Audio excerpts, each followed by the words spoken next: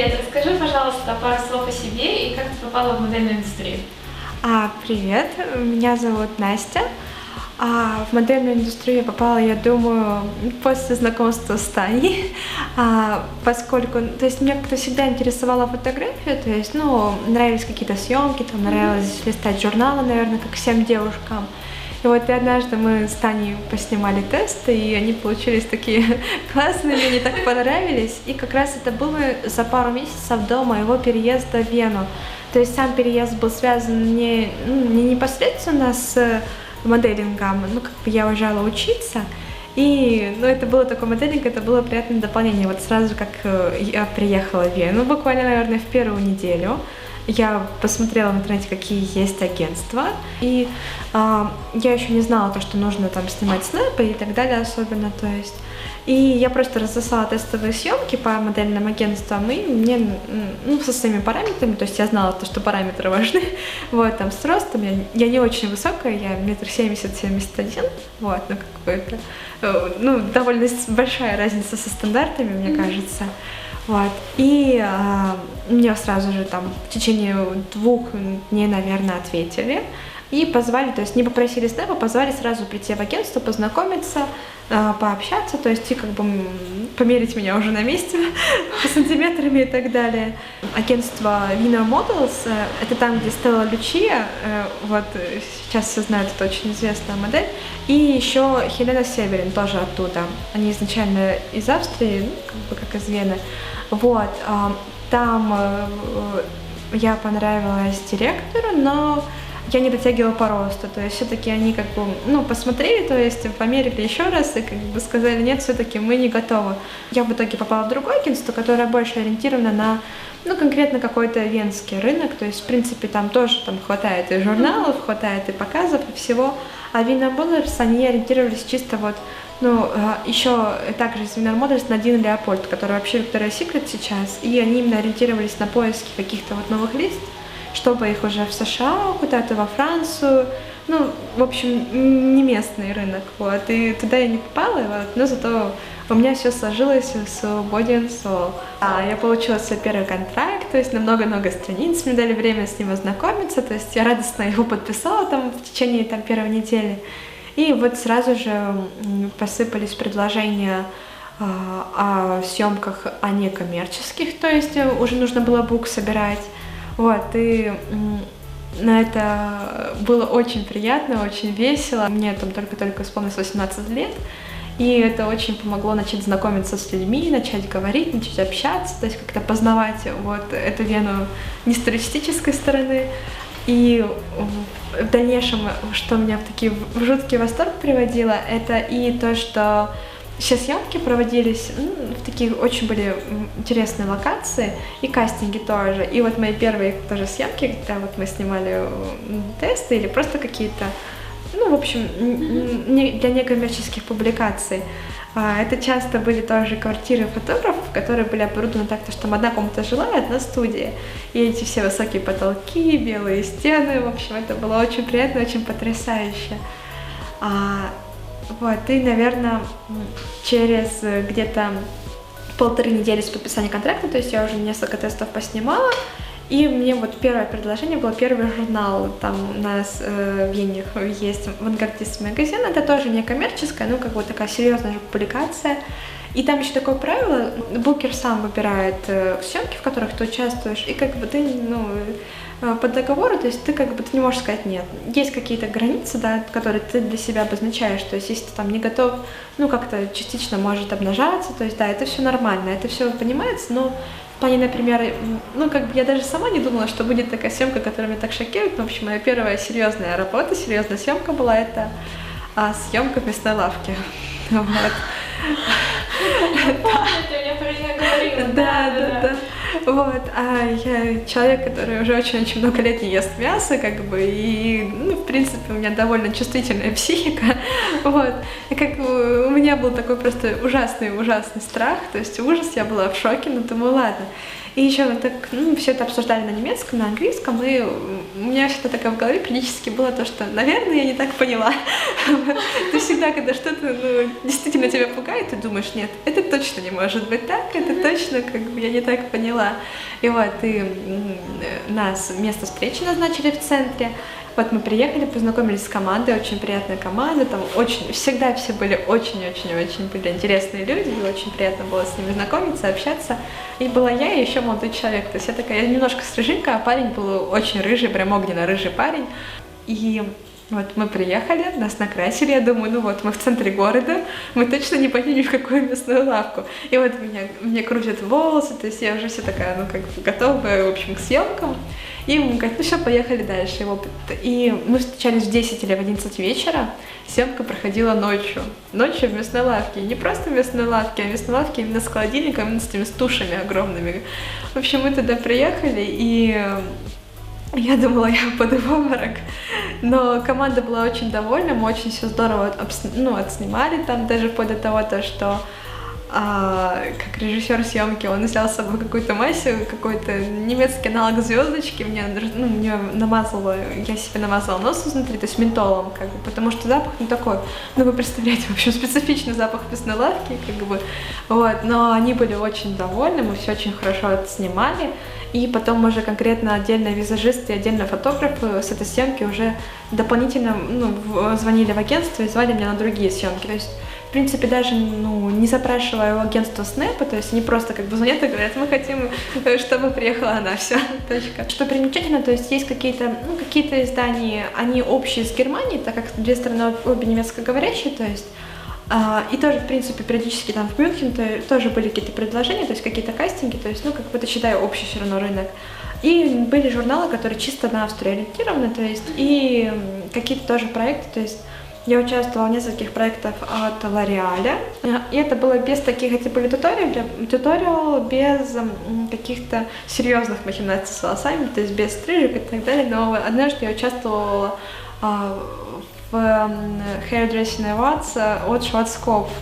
Это мы ездили в другой город, мы ездили в Зальцбург, и вот там меня уже серьезно подстригли, тоже как бы называется внимательно читайте свои контракты, то есть я посмотрела на картинку, и в принципе я подумала, что я недопоняла что-то в контракте и подписала его, то есть на самом деле как бы правда была на моей стороне, я могла отказаться, чтобы меня не стригли, то есть мы уже приехали на место, и меня начали милипать, то есть изначально как по картинкам, то есть это должна была быть, то есть моя длина волос, как бы вот у меня были примерно такой же длины волосы, и мне должны были подстричь челку, вот, и я, в принципе, с энтузиазмом отнеслась, тоже и гонорар был хороший, я такая думаю, здорово, мы еще едем в другой город, так как, это очень приятно всегда, когда путешествие, вот, и мы приехали туда, и как бы вот меня почему-то начинает всю мою голову осветлять белой, и такая немножко шокирована, думаю, хорошо, вот, а потом мне начинают обстригать волосы на уровне подбородка, и как бы я такая, я думаю, я попыталась что-то писать, сказать мастеру, а он такой как бы сказал, ну вы что, вы уже видели все, мы же все направили, как бы я подумала, что, наверное, я что-то не так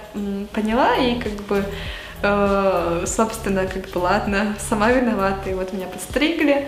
У меня, конечно, был шок, но мы тоже успешно отработали, то есть, как бы всегда нужно, наверное, понимать то, что, если ты уже на это подписался, то есть, как бы, не надо никому устраивать никаких скандалов, слез, истерик. В общем, я отработала, приехала домой в Вену и плакала. Несколько дней я плакала. Вот, потом уже позвонили в агентство, и, в общем, оказалось то, что организатор съемки немножко не согласовал это с агентством, и, в общем, уже у директора агентства уже с организатором там у них уже были личные разборки. Вот, а так, в принципе, в основном это было без стресса. То есть это, я же сказала, два таких самых стрессовых, таких ярких эпизода, и то, как бы не скажу, что они какие-то особо стрессовые. Вот, а в основном все съемки, они были такие,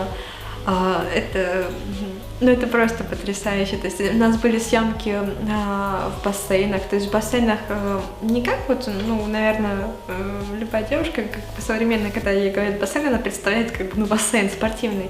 Нет, там Вена, то есть это термы, это старинные бассейны, это бассейны с колоннами, красиво стеклянные, то есть такие романтичные, с лужайками, с газонами. И мы фотографировали в музеях, там, где все в золоте, то есть это всегда очень необычные, красивые какие-то, как это может быть что-то ультрасовременное, ультрамодное, а может быть что-то как бы какие-то местные тоже дизайнеры, там, не знаю, с примесью какой-то старины. Это, в общем, Вена очень богата на идеи, на фантазии, и очень охотно также сотрудничает с букерами из других стран. К нам часто тоже приезжали букеры из Испании, тоже как бы к нам представительство Эль часто приезжало, то есть, ну, разных стран, разные офисы, так что. И мы тоже охотно заключали подконтракты, назовем их так, сабконтракты, и тоже вот. Ну, единственное, что мне всегда очень хотелось чуть-чуть повыше быть. Вот. Да, а можешь рассказать в целом о модельном рынке Австрии? Вот какое представление, ну вот описание ты бы ему дала? Да, я бы сказала, что он не такой конкурентный, не такой суровый, как, например, итальянский. То есть он довольно мягкий, довольно... Ну, и на самом деле очень много красивых девушек, потому что там рядом, ну, в общем, мы знаем, что там рядом Чехословакия, Венгрия, Словения, то есть девушки очень все высокие, все русые, очень-очень красивые, но очень охотно реагируют они на какую-то, ну, что-то, что вот, ну, как, если сказать, что все одинаковые, это как-то грубо, нет, все не одинаковые, то есть, но очень реально реагируют остро, когда что-то необычное появляется, то есть они очень охотно, вот все они за это борются, то есть за что-то какое-то нестандартное, и вот они любят какие-то новые вещи. А какой самый распространенный типаж внешности? Кто лучше работает? Получается, вот коммерческая внешность, да, славянская такая? Да.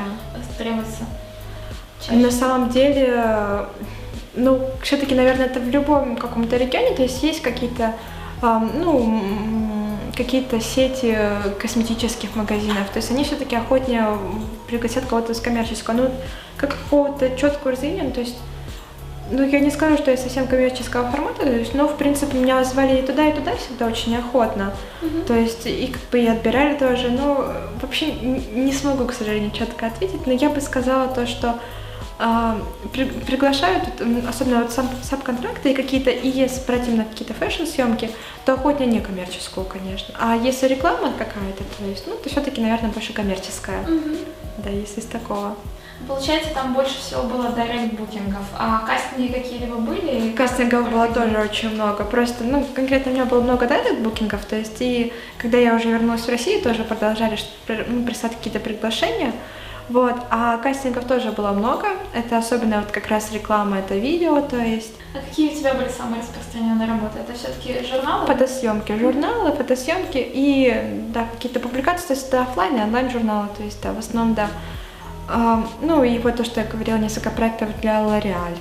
Вот, так что, а можешь сказать еще пару слов про ценовую политику? Какой вообще был средний ценник за работу? Ну, какой-нибудь пример. Он был очень-очень-очень хороший. Вот, смотрите, то есть, как бы я говорю еще, ну, без комиссии, то есть изначально, когда тебе присылают оффер, да, ну вот, например, L'Oréal, это, как правило, один день 8, ну, это было один день 8 часов и один день 4 часа, это 600 евро. То есть, ну, как бы 600 евро без каких-то дополнительных махинаций. То есть тебя не подстригают, и то, что меня тонировали, ну, как бы, считая в мой же цвет, то есть там чуть-чуть потемнее, то, что это все смывается, и как бы это не жертва. И, да, так что я думаю, это хорошие ценники. То есть, ну, съемки, наверное, самые-самые-самые минимальные, это были, когда приезжали какие-то серьезные мастер-классы, то есть, ну, когда турне делали визажисты известные, вот, и приглашали, например, на 2 часа, то это было, как правило, там 150 где-то евро, вот, это самое такое низкооплачиваемое, в основном, то есть это от 300 и в день от 300, да, то есть, ну, плюс комиссия агентства и все такое, да. Ясно. А можешь сказать еще пару слов о самом агентстве и о команде? Как тебе с ними работалось? Агентство очень приятное, у нас потрясающий директор Сабин, то есть, и вот то, что я еще рассказала про эпизод с белыми волосами, то есть она стояла за всех своих, ну и сейчас стоит за всех своих моделей, то есть как бы она всегда на их стороне, категорически, то есть не как-то, ну, в общем, ну, чувствуется то, что человек делает это, наверное, для души, то есть она этим живет, она вся в этом, и она, то есть, никогда не сделает чего-то такого, чтобы кого-то из девушек там травмирует как-то, или там расстроит, или обидит, и всегда отстаивала их интересы. И букеры тоже молоденькие девушки, очень приятные, и всегда такое теплое общение, теплые письма, звонки, и очень было всегда приятно приходить к ним в офис. Вот он был тоже в центре города, такой светлый, такой очень, не жутко большой, то есть там, если брать такой Wiener Models, конечно, больше, но атмосфера очень теплая, очень приветливая и все. А как ты считаешь, возможно ли в Вене работать full-time моделью и насколько это перспективно? Честно говоря, я думаю, как бы вообще нет ничего невозможного. И единственное то, что нужно иметь какой-то серьезный буфер, потому что, с довольно как бы выплата гонораров происходит с довольно сильной задержкой. То есть, как правило, если это журнал, то, например, съемка проходит в сентябре, а журнал ожидается, что выходит в феврале. И выплата происходит через какое-то время, как этот журнал окупится. То есть там какая-то система, то есть и как бы, ты можешь заработать деньги как бы сейчас и ожидать, что ты их получишь сейчас, но получить их где-то через полгода. То есть так что, не знаю, может быть в каких-то других агентствах или что-то есть на быть более коммерчески как-то ориентированным, то есть на рекламу, но не могу, то есть как бы совсем утвердительно сказать, что это возможно. Наверное, все-таки как бы нужно иметь какой-то буфер. И у нас, в принципе, девочки у нас в основном были студентки или, кто-то работал все-таки. То есть это больше хобби? Как хобби, да, это было скорее как хобби. А не основное. То есть, да. Вот. А какой ты совет могла бы дать девушкам, которые только начинают заниматься моделингом и, например, хотят совмещать учебу и работу в Вене? Да. В Вене, во-первых, быть открытым. То есть они очень-очень любят приветливых людей, не бояться, пробовать обязательно. Вот. И самое главное, то есть, я думаю, это не только в Вене, это в любой стране, в любом городе, относиться серьезно, то есть там как бы, даже пускай это будет твоим хобби, то есть, но это нужно воспринимать, то есть как такое, как серьезное дело, поскольку люди, которым этим занимаются, это вся их жизнь, то есть как бы они ждут такого же ответственного отношения, то есть это ни в коем случае не опаздывать, не капризничать, даже если произошло что-то, что тебя очень расстраивает. То есть, как бы для девушек, да, я думаю, это что-то с волосами, в общем. Не нужно капризничать, не нужно скандалить, и тогда все будет хорошо. И быть приветливым. Да. Хорошо, спасибо тебе большое за интервью. Было очень интересно с тобой поговорить и желаю тебе удачи. Спасибо большое. И вам тоже все. Удачи.